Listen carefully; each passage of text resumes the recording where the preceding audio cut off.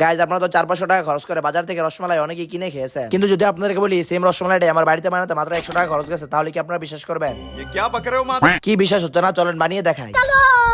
এই জন্য সর্বপ্রথম একটা পাতিলে আমরা আধা কেজি দুধ নিয়ে নিলাম, আর যার মূল্য মাত্র 35 টাকা। এরপর আমরা দুধটাকে চুলার উপর রেখে সাইড করে একটা লেবু করে তার থেকে রস বের করে নিব, আর এই রস দিয়ে কি করবো তা একটু পরেই দেখতে পারবেন। দেন সেখান থেকে চলে আসলাম আমরা চুলার কাছে, আর এখানে সে দেখি যে আমাদের দুধটা প্রায় কষানো হয়ে গেছে, তাই আমাদের চুলাটা বন্ধ করে দুধের ভিতরে দিয়ে দিলাম সেই লেবুর রসটা। আর এর কারণ হলো আমাদের এই আধা কেজি পুরো দুধটা আমরা ছানা করে নিব, যা দিয়ে আমরা সেই রসমালাইয়ের গোল গোল মিষ্টি তৈরি করতে পারি। দেন সেখানে সেটাকে প্রসেসিং এ রেখে আমরা আরেকটা পাত্রের ভিতরে আরো আধা কেজি দুধ ঢেলে নিলাম, আর যার দাম 35 টাকায়। দেন দুধটা চুলার উপর রেখে আমরা চলে আসলাম আমরা যে আগের দুধটা ছানা করে রেখেছি সেটা দিয়ে মিষ্টি তৈরি করার জন্য। আর গুরুত্বপূর্ণ কথা, মিষ্টি তৈরি করার আগে কিন্তু ছানাটাকে ভালো মতো ফাটিয়ে নিতে হবে, আর না করলে সমস্যা নেই, পরে মিষ্টির বদলে পায়েস হয়ে গেলে আমার কিন্তু কিছু করার নেই।